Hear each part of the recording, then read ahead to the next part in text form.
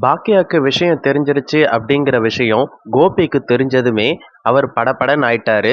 ஏன்னா, ஐயையோ! இவளுக்கு தெரிஞ்சிருச்சே! இந்த விஷயத்த நாம எப்படி நம்ம அம்மா கிட்ட சொல்லப் போறோம்னு தெரியலையே! அப்படின்னு சொல்லிட்டு ரொம்ப கன்ஃப்யூஸா இருக்காரு.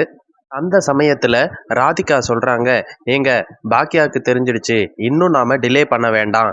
யாரோ சொல்லி மத்தவங்களுக்கு தெரியறதுக்கு முன்னாடி நீங்களே சொல்லிட்டீங்கன்னா நமக்கு எந்த பிரச்சனையுமே இல்ல.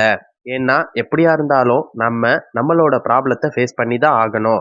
அத இப்பயே பண்ணிக்கலாம். சொல்லிருங்க அப்படின்னு சொல்றாங்க. கோபியும் சரி நம்ம இந்த விஷயத்த எப்படியாவது இமிடியட்டா அம்மா கிட்ட சொல்லிரணும் அப்படின்னு முடிவு பண்றாரு. அவரு சொல்லணும் அப்படிங்கிற முடிவோட ஈஸ்வரி அவங்கள, அம்மா வாங்கம்மா நாம வாக்கிங் போலாம் அப்படின்னு கூப்பிடுறாரு. போய்க்கிட்டே நான் உங்ககிட்ட ரொம்ப முக்கியமான விஷயத்த பேசணும். வாங்க நான் சொல்றேன் அப்படின்னு சொல்றாரு. வயசான காலத்துல என்ன எதுக்கு கோபி வாக்கிங் கூப்பிடுற? நான் வாக்கிங் போற நிலைமையிலயா இருக்கேன் அப்படின்னு சொல்றாங்க. உடனே கோபி, ச்சே என்னடா நேரம் இது, நாம கூப்பிட்டா அம்மா வரவே மாட்றாங்களே, என்ன பண்றதுன்னே தெரியலையே அப்படின்னு நினைச்சிட்டு இருக்காரு. ஈஸ்வரி என்ன சொல்றாங்கன்னா, எந்த விஷயமா இருந்தாலும் பரவாயில்ல கோபி, எல்லாரும் முன்னாடியும் இங்கேயே சொல்லு, பரவாயில்ல நான் பாத்துக்கிறேன் அப்படின்னு சொல்றாங்க.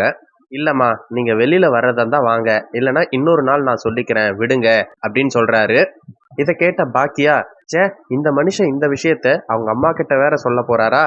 அத்தை இதெல்லாம் கேட்டா என்ன நினைப்பாங்கன்னே தெரியல. அவங்களுக்கு ஏற்கனவே உடம்பு முடியல. என்ன நடக்க போகுதுன்னே தெரியல அப்படின்னு நினைச்சுக்கிறாங்க.